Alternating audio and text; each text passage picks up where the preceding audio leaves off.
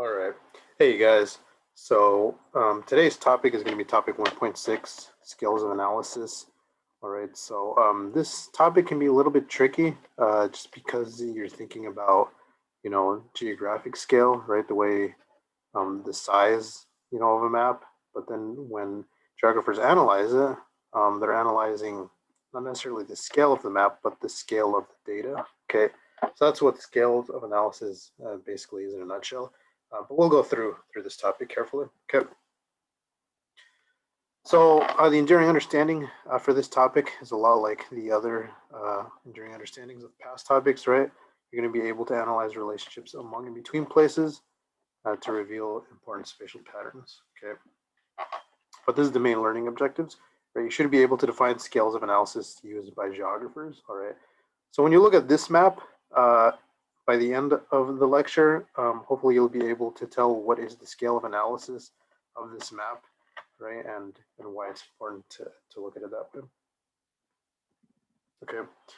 So usually when we think of scale, right, on a map, so we're going to review scales here, right? But usually when you think of a scale on a map, you're thinking of, the cartographic scale, right? That little visual there that's telling you, right, that 1 inch in real life on a map, for example, for looking at this one, represents 1,485 miles, right? We usually think of that scale with maps, right? And while that is one scale, cartographic scale, human geographers like to look at a different kind of scale, all right? One that's a little bit more complex, all right? So we have to move away from thinking scale as this and more as something like this definition here, all right? So scale is the relationship between a portion of the Earth being studied and the Earth as a whole. Okay, so you could think of scale as either being zoomed in or zoomed out. Okay, so if you're looking at, this top map here, right, the map of the United States, right, this would be a small scale map, right? Because I mean, we are looking at states in the United States, but at least compared to this large scale map, right, of the city of Atlanta up close, right, this first map isn't quite as large as this map, right? So if a map is being zoomed out, right, think of it as a small scale, right? And if a map is zoomed in, think of it as a large scale map, all right? So small scale maps and large scale maps, right? And obviously, the larger the scale, the more the detail. The smaller the scale, the less the detail. Right? So map scales highlights the visibility of features on a map. Okay.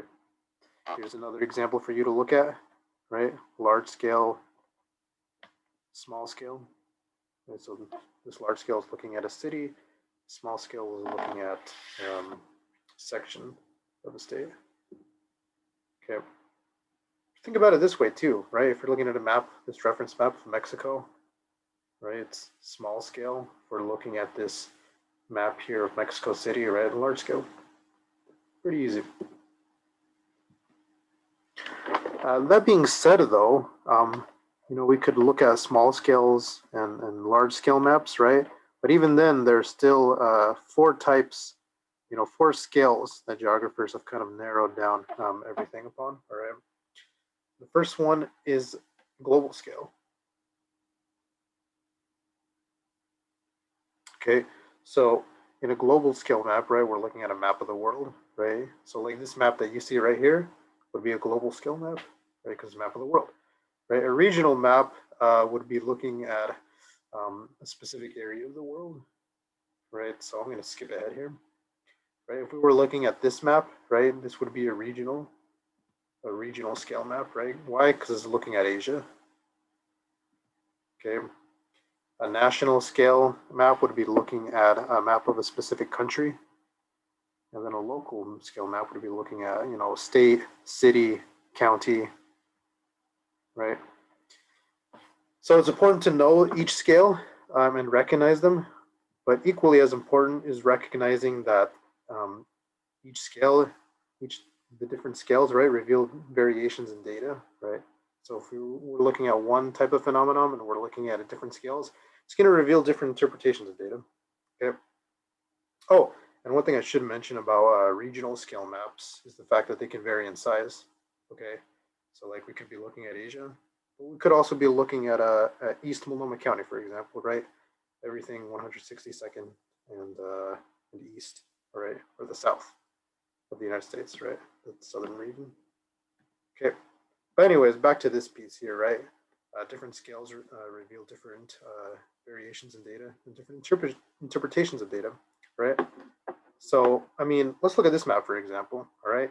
We're looking at this map, right? It's a national scale, right? If we're looking at it, you know, generally as a whole, right? The East Coast, right, would be pretty populated. I mean, that's why, well, people settled here first, right? So that's pretty easy. Right? But if we're looking at the West, right, initial reaction would be, you know, there aren't many people per square mile, right, living in the Western region of the United States. But if you were to zoom in here, right,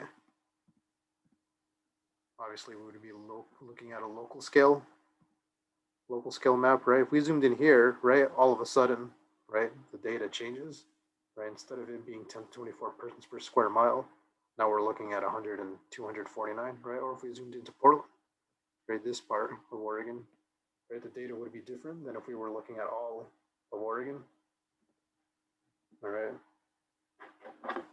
Or if we took a look at this one right here, right? These maps here are looking at the death rates from cancer in the United States, right? If we're looking at the Great Lakes region, if we're looking at the South, right, the higher rates of cancer are there than in the West, right? So, I mean, that's one interpretation of that map, right? But if we zoomed into Maryland, then all of a sudden you know, it looks totally different than if we had just looked at Maryland here, the national scale, right? All of a sudden we see that there's a higher rate of cancer, right? Deaths from cancer per 100,000 people, right? What if we went even smaller or larger, I should say, right? To Baltimore, all of a sudden the data is totally different, right? In this part of Baltimore, right? Here in Baltimore, it looks moderate, right? The deaths from cancer. But if we zoomed in, all of a sudden, right, more people seem to be dying from cancer, at least in southern Baltimore than in northern. All right. So why do I show you all this? You know, part of the reason is because, again, right, if we look at data at different scales, right, it'll reveal different patterns and interpretations, okay? And also because then it helps asking geographers, or it forces geographers, right, to ask the question of why. Like, why is cancer in southern Baltimore greater than in northern Baltimore? Does it have to do with demographics? Does it have to do with the distribution of wealth in Baltimore? All right. You know, same thing here, right? If we're looking at this extremely detailed map of the 2016 election, thank you, New York Times, right? We'll see that data at different scales will reveal different interpretations, right? So if we looked at Tennessee, right, I mean, it's safe to say that most of it is Republican, right? We zoomed in, right? Looks that way. So that must mean all of Tennessee is Republican, right? Not exactly, because then we zoom into Memphis, then all of a sudden, right, now this, you know, heavily populated area of Tennessee is showing it to be Democratic, right? So that's when we would start asking questions like, you know, why is Memphis, you know, totally different than the rest of Tennessee? Okay. And really, you could just picture scale in this way, you guys, right? Think of scale as a form of hierarchy that is not separate or discrete, but all interconnected, right? So you could draw this wherever you're taking notes to remember the four scales: local, national. You know, sometimes regional can be a little bit bigger, but you know, global too. Regional can be smaller too, right? Awesome. So sometimes the local, national, global scales seem discrete because we bound them politically, but you know, it could also be school zones, right? Countries have borders. All right. Cool. And this leads nicely in to globalization, right? Because the movement of economic flows of people, of animals, disease, natural disaster, right? It's all based, or it's all around scale. Okay, so more these days now, geographers are looking at the global scale, right, of the movement of these that you see here, of goods, of people, right, of culture, of animals, right.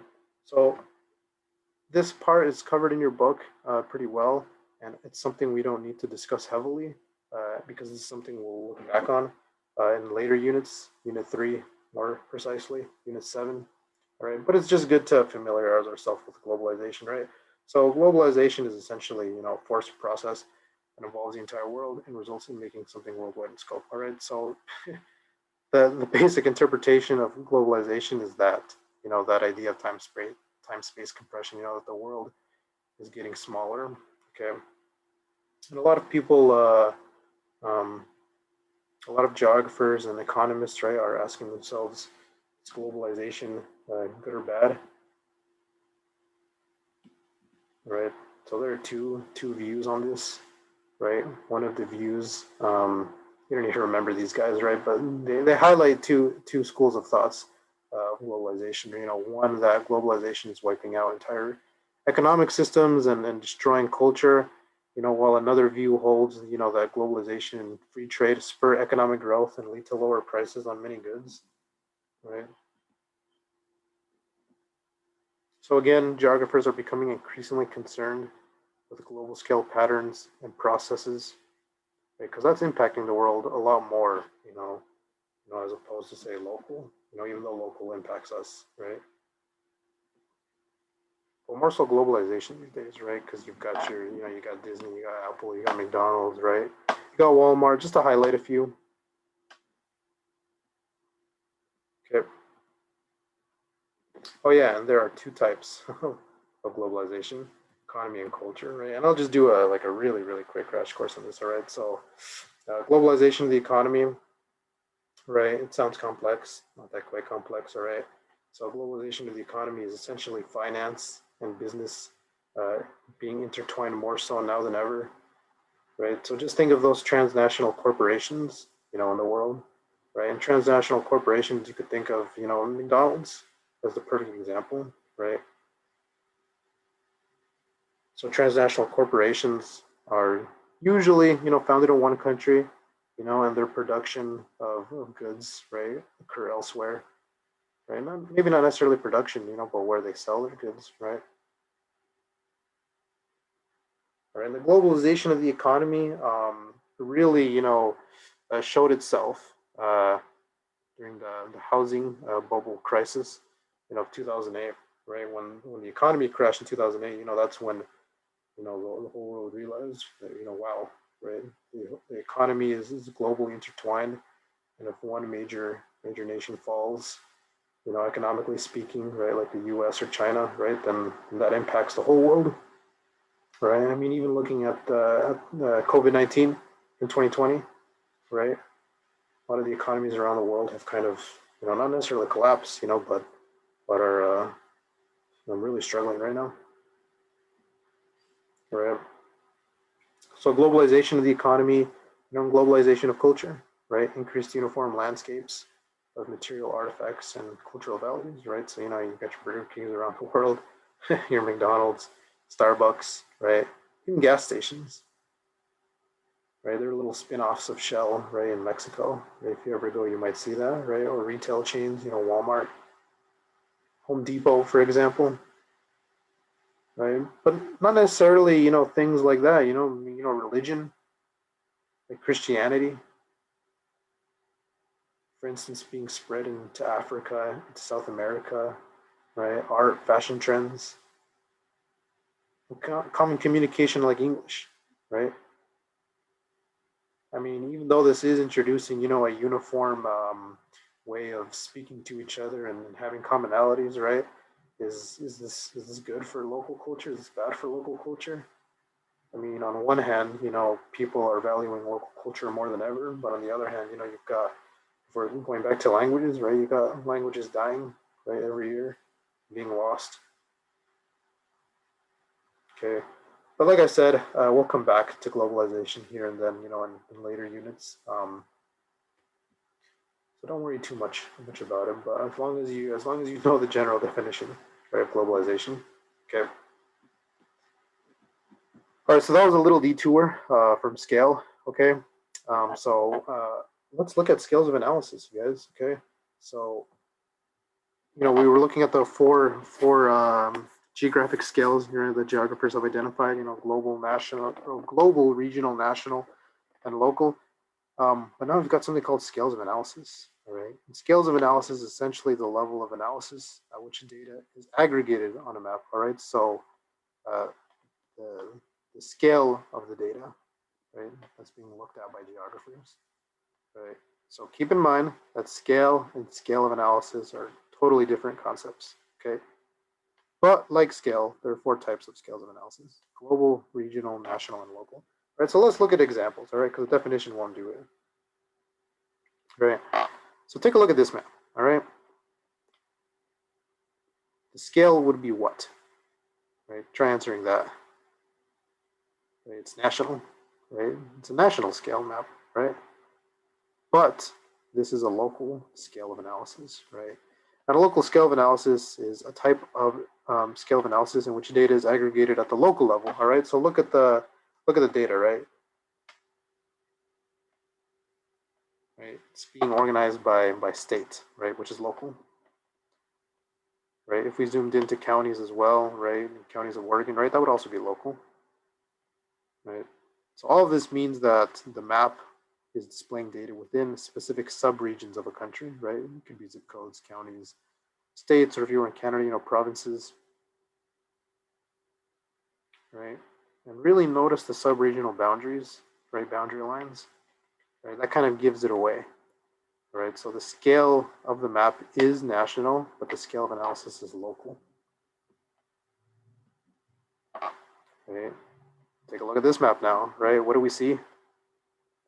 Right? We see a global scale here, right? Because it's showing the whole world, but the scale of analysis is national, right? A type of scale of analysis in which data is aggregated at the national level, right? So the data is being shown by nation, right? And notice the political boundary lines depicted on the map, right? Boundaries that have been clearly defined over time, right? That we generally agree upon, right? Keep that in mind. It's almost like this, right? The boundary lines have been clearly defined. And now look at this one. Again, like the previous slide, this one is a global scale, right? But the scale of analysis is regional, right? A type of scale of analysis in which data is aggregated at the regional level, right? This means that the map is displaying data within specific continents or world regions, okay? So like up here, we got sub-Saharan Africa, right? Here, we got the Middle East. Right here, we got a little bit of Southeast Asia, right?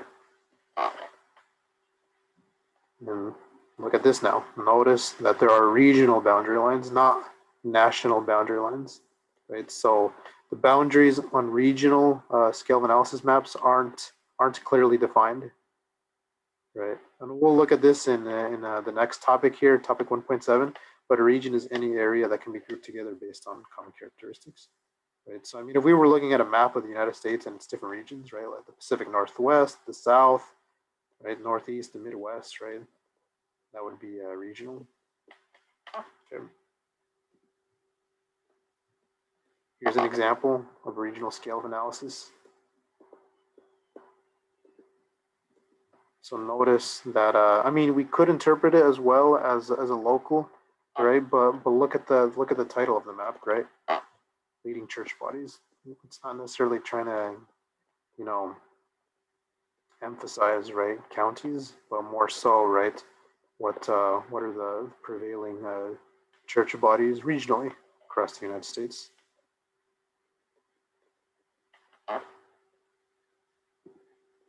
Okay. And then finally, we got a global scale of analysis, right? This one you won't see quite often, right? Because it's kind of hard to get any data, right? Or make any solid interpretation out of these maps, right? But if we're doing a global scale of analysis, right, it's a type of scale analysis in which data is aggregated at the global level, right? Like I said, it's not super useful. And notice how there aren't any political boundaries, or anything like that. You know, it's just showing the world as it is. Right? This would be a good example, right? A map of religions across the world.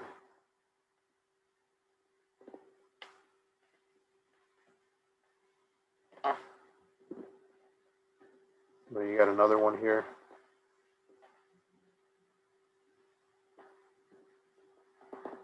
Okay. So when you analyze maps, you need to always ask yourself two important questions, right? What's the geographic scale of the map, right? Is it global? Is it regional? Is it national? Is it local, right? And what's the scale of analysis of the map? Right? If you can answer these two, then you'll have a better chance of analyzing and comparing maps, right? So I mean, yes, we can know what type of map it is, right? Is it a dot distribution, choropleth map? Right, that's nice and all, but it's way more important to know the scale, right, and the scale of analysis, right, because that'll help us make that interpretation. Okay. Yeah. So again, here's one last example, right, that you might see often. This map is a global geographic. The geographic scale is global, but the scale of analysis is national. Okay. Yeah. So we'll be looking at regions of the world next. Okay. Awesome. Yeah, so if any of this is still puzzling you, yeah, you can contact me. So email me or anything, and we'll get your question straightened out. All right. Awesome. 1.7 is the next topic, you guys.